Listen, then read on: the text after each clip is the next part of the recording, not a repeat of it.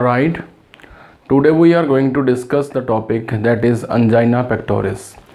Coronary artery disease CAD के under जो topic है angina pectoris, मायोकार्डियल इन्फेक्शन।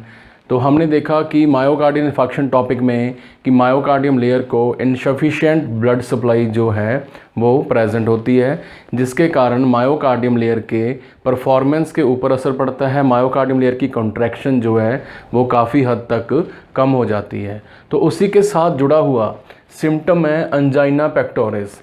ज़्यादातर लोग जो हैं वो बेसिकली अंजाइना को ही हार्ट अटैक समझते हैं, हालांकि अंजाइना पेक्टोरिस एक सिम्टम है, इंडिकेटर है that myocardium layer is not getting enough blood supply. Myocardium layer को प्रॉपर ब्लड सप्लाई नहीं मिल रही, उसके कारण जो है अंजाइना सिम्टम प्रेजेंट होता है, जिसको सिंपल भाषा में चेस्ट पेन भी बोलते हैं। तो आज के लेक्चर के जो हमारे ऑब्जेक्टिव्स हैं तो वो हैं कि first we will know about the definition of angina, sign and symptoms, then causes और we can say risk factors, then हम देखेंगे इसका जो है हमारा ट्रीटमेंट और मैनेजमेंट, जो कि सर्जरी भी हो सकती है और मेडिसिन तो होंगे ही होंगे, और डाइट फैक्टर्स जो भी हम देखेंगे इसके साथ कंसर्न्ड हैं, जुड़े हुए हैं। तो बेसिकली बात करते हैं डेफिनेशन की। तो angina pectoris is nothing a simple chest pain, हम इसको कह सकते हैं सिंपल भाषा में चेस्ट पेन, जो कि मायोकार्डियम लेयर को इनसफिशिएंट ब्लड सप्लाई ना मिलने के कारण, ये मायोकार्डियम लेयर है, इसको insufficient oxygen supply, blood supply ना मिलने के कारण जो है चेस्ट पेन इंडिकेटर के तौर पे प्रेजेंट होता है। तो फीलिंग ऑफ वीकनेस, ठीक है, साइन एंड सिम्टम्स की बात करें, फीलिंग ऑफ वीकनेस जो है प्रेजेंट रहेगी। ऑब्वियस है, जब किसी का हार्ट प्रॉपर पंप नहीं करेगा तो वीकनेस तो होगी ही होगी, क्योंकि हार्ट जो है यहाँ से पंप करता हुआ पूरी बॉडी में, हमारी पूरी जो बॉडी है वहाँ पे ऑक्सीजन सेंड करता है थ्रू द आर्क ऑफ रोटा from the legs, arms and complete body के सेल्स एंड टिश्यूज़ को ऑक्सीजन सप्लाई होती है। तो अगर हार्ट की मायोकार्डियम लेयर को ऑक्सीजन नहीं मिल रही तो सबसे पहले वीकनेस आएगी, फिर फटीग, ऑब्वियस है बहुत जल्दी पेशेंट को थकावट महसूस होगी, जिसके बाद numbness in hands and feet, numbness in hands and feets, तो हाथों में पैरों में जो है सुन्न पड़ना, नंब होना, ऐसे लगता है कि पेशेंट को कि कोई सेंस नहीं आ रही, हाथ पैर मेरे ठंडे हो रहे हैं, मेरे को थोड़ा सा बेचैनी सी महसूस हो रही है। फॉर एग्ज़ाम्पल अभी मेरे हाथों में, आपके हाथों में जो बीपी है, यहाँ पे कफ लगाने के बाद जो बीपी है 120/80 आ रहा है, और जैसे ही मायोकार्डियम लेयर कम काम करेगी, कम पंपिंग करेगी, उसके कारण जो है ब्लड सप्लाई हाथों में पैरों में कम होगी तो यहाँ पे जो है नंबनेस फील होना, कोल्ड हाथ और पैर फील होना शुरू हो जाएगा। इसके बाद है प्रोफ्यूज स्वेटिंग जो है काफ़ी हद तक इंक्रीज़ हो जाती है। देन पेल फेस या पैलर, हल्का सा बॉडी का पीला पड़ना, स्वेटिंग होना, पीला पड़ना, ये हो सकता है। डिजीनेस हो सकती है, सबसे इम्पॉर्टेंट है डिस्निया फील हो सकता है, क्योंकि पूरे ब्लड ने ही ऑक्सीजन जो है कैरी करनी होती है। अब ब्लड हमारा सर्कुलेट नहीं हो रहा तो ऑक्सीजन बॉडी को नहीं मिलेगी, ऑक्सीजन नहीं मिलेगी तो उसको कंपनसेट करने के लिए, ऑक्सीजन को कंपनसेट करने के लिए, कम ऑक्सीजन को कंपनसेट करने के लिए हार्ट पंपिंग तेज करेगा तो साथ ही रेस्पिरेशन जो है वो भी तेज होगी। तो पेशेंट को डिस्निया, ऐसे सांस जो है लेने पड़ेंगे, सो दैट उसको ऑक्सीजन खींच के अंदर लेके जानी पड़ेगी बाय फोर्स जो है ऑक्सीजन लेके जाएगा तो ऑब्वियस है उसकी बॉडी जो है कंपनसेट करेगी। मान लीजिए कि मैं अभी नॉर्मली 70 जो हमारी ml है एयर है वो अंदर लेके जा रहा हूँ, तो मेरा जो बीपी है कम हो गया, मायोकार्डियम लेयर काम नहीं कर रही, I am feeling numbness, fatigue, and अब मेरे को जो है सांस थोड़ी सी मुश्किल आएगी और यहाँ पे जो है चेस्ट पेन आना शुरू हो जाएगा और धीरे धीरे मेरे को like this heaviness in the chest feel होगी।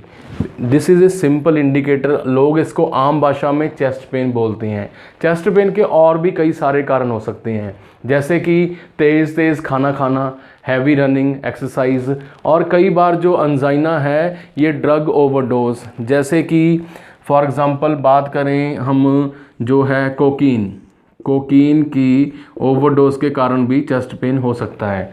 बट चेस्ट पेन को कभी भी इग्नोर जो है वो नहीं करना चाहिए। इसके अलावा वॉमिटिंग, पेशेंट जो है वॉमिटिंग, सेंस ऑफ नोज़िया जो है उसको फील होगा, उसका मन घबराएगा, जी कच्चा होना, नोज़ियन वॉमिटिंग को एक वर्ड में आपको पता है कि वर्टिगो या वर्टाइगो बोलते हैं। नोज़िया एंड वॉमिटिंग को एक शब्द में वर्टाइगो जो है बोला जाता है। तो हमने देखा कि किस तरह जो है यहाँ पे पेशेंट को साइन एंड सिम्टम्स जो हैं प्रेजेंट हैं। तो जैसे ही जो डॉक्टर है इन सिम्टम्स को असेस करेगा तो वो पेशेंट को 4E आपने याद रखना है। 4E यानी कि 4 E आते हैं अंजाइना में। वो पहले नंबर पे डॉक्टर पूछेगा हिस्ट्री में एक्सरसाइज पूछेगा कि पेशेंट कितनी एक्सरसाइज कर रहा है। दूसरा है सबसे इम्पॉर्टेंट, एक्सपोजर टू कोल्ड। ज़्यादा ठंड में जाने से जो है हार्ट है उसकी पंपिंग काम एक्शन के ऊपर जो है लोड पड़ता है, हार्ट को ज़्यादा काम करना पड़ता है। इसके अलावा हमारी ब्लड वेसल्स, बॉडी की जो ब्लड वेसल्स हैं वो थोड़ा सा कंस्ट्रिक्ट हो जाती हैं, जिसके कारण बीपी बढ़ेगा। अगर हमारी बॉडी की सारी ब्लड वेसल्स कंस्ट्रिक्ट हो चुकी हैं, टाइट हो चुकी हैं, तो वीनस रिटर्न ज़्यादा होगा, पूरी बॉडी से ज़्यादा ब्लड जो है वापस हार्ट में आएगा। अगर ज़्यादा ब्लड वापस आ रहा है, फॉर एग्ज़ाम्पल नॉर्मल कंडीशन में जब मैं लेटा हुआ हूँ तो 60 ml ब्लड वापस आ रहा है, मान लीजिए 60 ml ब्लड जो है वो वापस आ रहा है, ओके। देन मेरा वीनस रिटर्न ज़्यादा हो गया, तो वीनस रिटर्न जो है 100 हो चुका है, 60 से 100। जस्ट फॉर एग्जांपल से आपको समझाने के लिए मैं बता रहा हूँ कि 60 से 100 ml जो है ब्लड वापस आ रहा है। तो मेरे हार्ट ऐसा था फिस्ट शेप ऑर्गन, अब ये ज़्यादा ब्लड आने के कारण स्टूडेंट्स ये ब्लड जो मेरा हार्ट है ये फैल जाता है, बड़े साइज़ का हो जाता है। नंबर 1, इसकी दीवारों के ऊपर जो है तनाव बढ़ेगा, स्ट्रेस बढ़ेगा, प्रेशर बढ़ेगा। तो एक तो ये कारण हो गया कि पेन होगा। अब मेरा हार्ट जो है वो काफ़ी बड़े साइज़ का, नॉर्मल से बड़े साइज़ का हो चुका है। अब ज़्यादा ब्लड आ रहा है तो ज़्यादा पंपिंग करनी पड़ेगी, तो ऑब्वियस है थक जाएगा, जल्दी थक जाएगी मायोकार्डियम लेयर, तो पेन महसूस होगा, दैट इज़ अंजाइना। तो वीनस रिटर्न जो है exercise, exposure to cold. Third है इमोशनल होते ही जो है पेशेंट का बीपी बढ़ सकता है, ख़ास तौर पे एंगर इमोशन, डिप्रेशन, एंजाइटी में बीपी कम हो सकता है, ज़्यादा हो सकता है एंगर में। तो आप देखोगे इमोशंस भी जो हैं वो अंजाइना क्रिएट कर सकती हैं। For example death of near and dear one can also cause angina pain. तो 4 E's जो हैं आपने याद रखनी है, exercise, exposure, emotion, and last is 4th is eating. कई लोग जो हैं वो तेज़ खाना खाते हैं, तो वहाँ पे पाइरोसिस यानी कि डायफ्राम के पास जो है यहाँ पर पेन महसूस होगा तेज़ खाना खाने से, पाइरोसिस। तो ईटिंग तेज़ हो गई, इमोशंस हो गया, एक्सपोजर टू कोल्ड, एंड जो है फर्स्ट हमारा एक्सरसाइज ज़्यादा मात्रा में करना। कोकीन की ओवरडोज भी जो है अंजाइना पेन करवा सकती है। तो हमने देखा यहाँ तक कि सिम्टम्स जो है, साइन एंड सिम्टम्स, आप जो है इसका स्क्रीनशॉट लेके इसको नोट कर सकते हैं। अंजाइना, चेस्ट पेन, अंजाइना में क्या होता है जी? अंजाइना में हमारी हार्ट की मायोकार्डियम लेयर को ब्लड सप्लाई कम होती है। हार्ट की मायोकार्डियम लेयर सबसे इम्पॉर्टेंट लेयर, अगर इसको ब्लड सप्लाई कम हुई तो उसका इंडिकेटर है हमारा जो है चेस्ट पेन। तो सिम्टम्स में हमने देखा और भी सिम्टम्स आ सकते हैं, जैसे कि डिजीनेस फील हो सकती है।